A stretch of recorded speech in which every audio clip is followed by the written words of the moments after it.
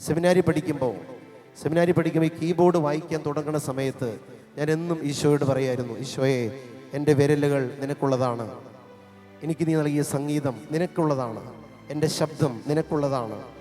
ഇത് ഏറ്റവും കൂടുതൽ ആ സെമിനാരി കാലത്ത് പറഞ്ഞ് ഞാനായിരിക്കും. അത് ഈശോ സീരിയസ് ആയിട്ട് എടുത്തു. ഹല്ലേലൂയ. അൽഫോൻസാമെ വിശുദ്ധിയായി പ്രഖ്യാപിച്ചപ്പോൾ ബെനഡിക്റ്റ് മാർപ്പാപ്പയുടെ അടുത്ത് നിന്ന് കീബോർഡ് വായിക്കാൻ ഈ വിരലുകൾ ദൈവം തിരഞ്ഞെടുത്തു. ഹല്ലേലൂയ.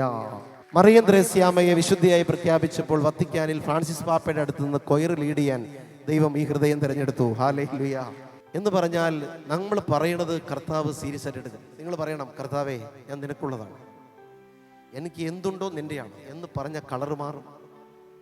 ഗാന്ധിജി ഉപയോഗിച്ച പേന ഓപ്ഷൻ അമേരിക്കയിൽ വെച്ചപ്പോൾ കോടികളായിരുന്നു വില. അതിന്റെ വില എന്താണ്? അത് പേനയുടെ വിലയാണോ?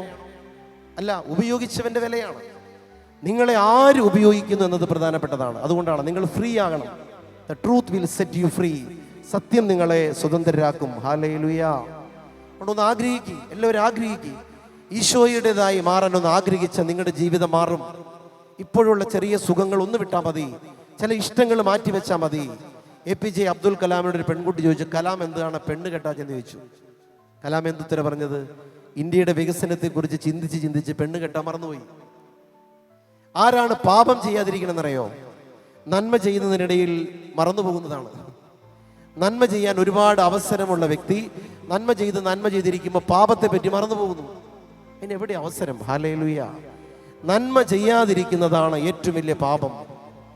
ഇരുട്ടല്ല നമ്മുടെ പ്രശ്നം, പ്രകാശമാണ് നമ്മുടെ ലക്ഷ്യം. ഒക്കെ പറഞ്ഞേ ഹല്ലേലൂയ. തിന്മ പറയും, നീ നിന്റെ ദുഃഖത്തിലേക്ക് പാപങ്ങളിലേക്ക് നോക്കിയിരിക്കുക. കർത്താവ് പറയുന്നത് അങ്ങനെ നോക്കണ്ട, എന്നിലേക്ക് നോക്ക്. ഇരുട്ടല്ല നിന്റെ പ്രശ്നം, പ്രകാശമാണ് നിന്റെ ലക്ഷ്യം. ഹല്ലേലൂയ.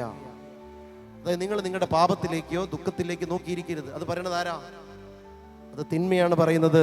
നിന്റെ കഴിഞ്ഞകാല പാപത്തിലേക്ക് ദുഃഖത്തിലേക്ക് നോക്കിയിരിക്കുന്നു. കർത്താവ്, നീ അത് വിട്, നീ എൻ്റെ മുഖത്തേക്ക് നോക്ക്, പ്രകാശത്തിലേക്ക് നോക്ക്. ഇരുട്ടല്ല. ഇരുട്ടിനെ പറ്റി പറയേണ്ട ഒത്തിരി. നോ, പ്രകാശത്തെ പറ്റി ചിന്തിക്കുമ്പോൾ പിന്നെ ഇരുട്ട് ഇല്ല. അവർക്ക് പറഞ്ഞേ ഹല്ലേലൂയ. നമ്മുടെ അടുത്തിരുന്ന് ഇങ്ങനെ തോണ്ടാൻ പറ്റുന്ന കൂട്ടുകാരൻ്റെ പേരാണ് ഈശോ. പുള്ളി വളരെ കൂളാണ്. ഒട്ടും ജഡ്ജ്മെന്റലല്ലാതെ ചില്ലായി കൂളായി നമ്മുടെ അടുത്തിരുന്ന് ഇങ്ങനെ തോണ്ടാൻ പറ്റുന്ന ഒരു സ്നേഹിതനാണ് ഈശോ. അവർക്ക് പറഞ്ഞേ ഹല്ലേലൂയ.